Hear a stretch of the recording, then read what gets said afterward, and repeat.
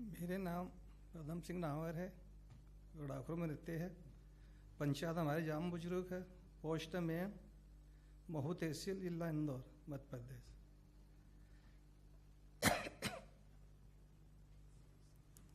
पहले हम कोई लेने जाता है बीज खाद तो साहूकार करते थे, जो कि बोलता है साहूकार है। जब पहली बार मच पाया कुछ बोलने हम गलती तो माफ करना। बोलिए। तो वो साहूकार क्या करते, पानी का बदल होते थे तो साहूकार के पास जाते थे, बोले पानी गिरेगा हमको बीज दो। तो 3-4 बार तो दौड़ाते थे वो, जब तक पानी गिर जाता था खेत में चारा हो जाता था फिर देते थे वो।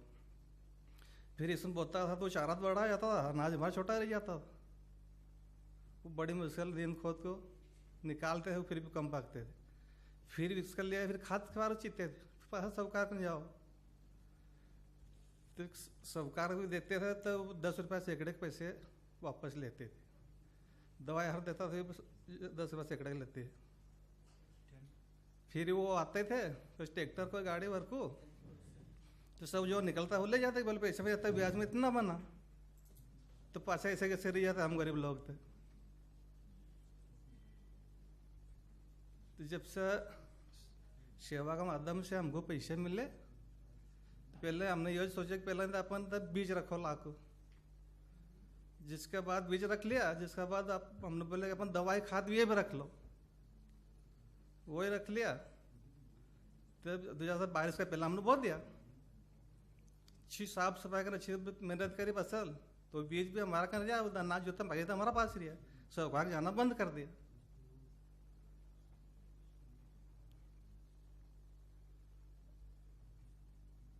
फिर जिसके बाद हमारे गांव में एक ही दुकान थी, तो लोग ना भाई 5-6 महीने चलती थी और बंद हो जाते थे, क्योंकि पैसे नहीं देते तो कहाँ से लाए सामान। फिर सेवा के माध्यम से उनको भी वो पैसा मिला था। अब 6 दुकान है गाँव में, 6 ही चलती। तो जिसका बाद हमने फिर एक चरोड़ डैम पे एक तालाब, हमारा गांव में एक तालाब, ज़्यादा बात नहीं करूँगा, 2-3 साल करूँगा खाली। तो तालाब वाले उनका समिति बनाई, उन बड़ा तालाब वाला, तो इनसे जहाँ पूछो बोले तुमने मछली पालन के बच्चा छोड़ दिया, तो कैसे छोड़ा तुमने? बोले हमने तो पैसा हमारा तो समिति से गठन करे। तो बोले हमको करना यार, हमारा पास भी तालाब है।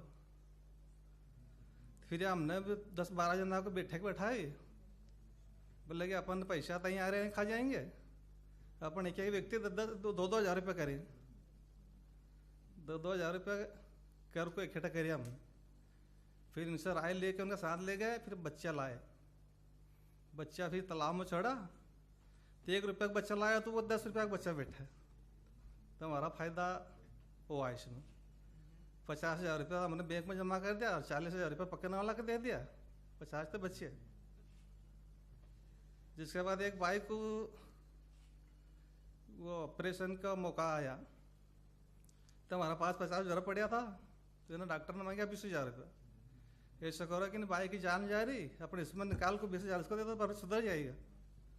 तो ला कर दिया था, भाई का ऑपरेशन हो गया ना, अच्छी होगी। बस इतने करके मेरी बात समा करते।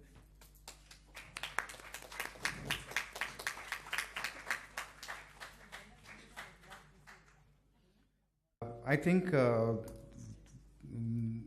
one of the things that he was hinting at was when in an economy like his village, which is a twilight zone of cash economy and barter system, most of the time people actually do not have cash in their hands. And in the village, I think cash you get either once in 15 days or once in a month when you get your wage, when you work as a wage laborer. But when you're a cultivator, you actually get harvest to harvest cash. So cash is a very scarce commodity, as Guy was mentioning in the morning. So when they have an emergency or when they have a need, they actually have to resort to the money lenders, and that is how they get caught in the whole cycle of going to the money lender. And so he was talking about one of the things, that important things is that when you have cash available to you, you can do your sowing at the right time, You can do your other parts of you have control over your own agricultural cycle, your own livelihood system. Okay, so I don't know how much time I have, maybe I have 10 minutes. So let me just go back off a little bit and see how did we come to this point of our conversation on whether tribal population could be most suitable candidate for starting a basic income in the country. Now, I think all this goes back to why universal. I mean, there are basically philosophical justifications, philosophical arguments why there should be a universal basic income, because you want to treat all citizens equally. You want to ensure that no citizen starts from zero. You want to ensure that every citizen has a certain basic minimum to survive. These are the philosophical arguments why there should be a basic minimum for survival of people, so that nobody, when he falls, doesn't fall to the rock bottom. Now, the pragmatic reasons why you also find many governments, many people in the positions of governance are getting attracted to this concept is that it makes a lot of sense in terms of pragmatically. For example, Dr. Padam Singh Sarath, he's going to come tomorrow to chair a session. In one of the evaluations of the targeted PDS system, he was saying that India spends 3 rupees 25 paise to deliver 1 rupee of welfare. And in this 1 rupee, which is, for example, if you say this is the PDS, for example, in the evaluation was about PDS, you are talking about 42 to 47% of leakages. So that 1 rupee which is supposed to be delivered, not even 1 rupee is going, it's only 50 paisa which is actually supposed to go. So when you see so many inefficiencies of the delivery system, you try to say, okay, we seem to have failed in targeting. So targeting in this country, we have not been able to still define who is the poor and how to reach the poor without leak proof, how to reach the poor and ensure that we give him what we have allocated. We still have not reached that stage. It's really, shocking that after 60, 70 years, we are not in a position to define what poverty is. So Rangarajan Committee, Tendulkar Committee, then Rangarajan Committee, we are still and then I think after the new government came into power, they appointed to create a pathway to poverty elevation. That committee headed by the Niti Aayog, it's a part of Niti Aayog's task force. They came out after 1 year and then come and say that maybe it's good to appoint another committee to look into this whole question of poverty. So there seems to be a problem of targeting there. So does that mean we rush to the other extreme of universal? It's administratively convenient that you give it to everybody and take it back from the rich. Okay, so that seems to make a lot of sense administratively. But then in India, when you talk of universal, 1.3 billion people, you're saying you're foreclosing the conversation. Okay, 1 point, you back of the envelope, you start making calculations, 1.3 billion, how much can you give? But actually it goes to the disadvantage of the poorest, because when you average it out, what the poor man is going to get is very low. So maybe when, I think the chapter 9, I think we should say from the dialogue of death to chapter 9, we have come to a conversation. Chapter 9 has thrown up these various questions that where do we begin? Should we start from women and children? Then how do we implement it? Should we start with something else? Should we start with old age people, senior citizens? Should we start with pregnant women? What? Where do we start rolling out what seems to be a very interesting idea? Now, so you have several rights and wrongs of targeting. What is right about targeting is that you can identify a group of people and you can actually deliver, provided you have a foolproof delivery. Now, today when this discussion is happening, we seem to be moving from the earlier targeting practice of inclusion criteria, we are shifting to the exclusion criteria, which is what I will come to later, that it may be easier to exclude people than to include people. To include, you have to see whether you have 2 pairs of clothes, or you have a roof on your, what kind of roof it is, what kind of walls you have. How do you have 1 fan or 2 fans or mobile phone or no? If you actually see N.C. Saksena's critique of the this whole criteria, how do you define poverty? It reads like a hilarious comic strip, actually. It's a beautiful critique of how we have failed to define and make a mess of the whole definition. So let me come to this question of, given this backdrop of failure of targeting and the intrinsic problems of commodity transfer, the moment you say commodity transfer, you're bringing patronage into and also corruption into the system automatically. I think the bureaucracy and the certain type of elite is greatly in favor of commodity transfers. I think commodity transfers is where a certain section of the population makes its money, and bureaucracy has a major interest in it.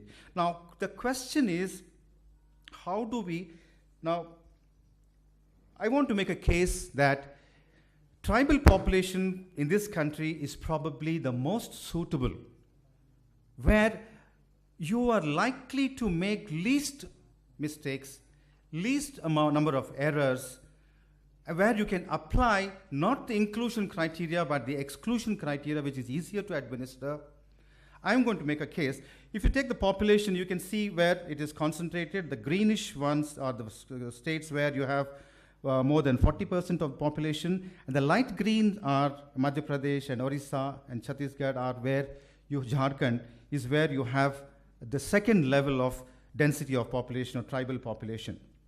Now, in India, we have clearly 104.3 million tribal population, which is 8.6%, let's say roughly about 10%, 100 million people. Now, these are the states where they are concentrated. I won't go into that. Now, if you see the rural-urban divide, I think just 10% is urban population. You can say they are the salaried people or people living in the cities.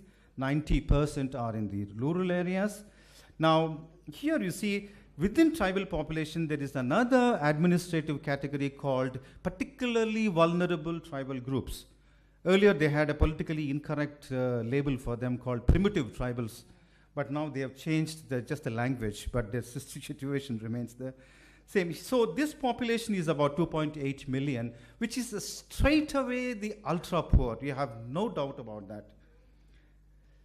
Now, if you take income, consumption, and poverty levels of these, you can clearly see the difference of the all India average and the tribal population. You see that 72,000 is the average annual income of the general population, and 32,000, half of it is the tribal population average income.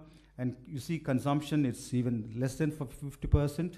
And then if you see the poverty levels, at that time, I'm not sure how IHDS has come to this 12% as the poor. I think in the case of by the same criteria, whatever that criteria may be, I think the tribal population is almost 50% is poor, considered to be poor.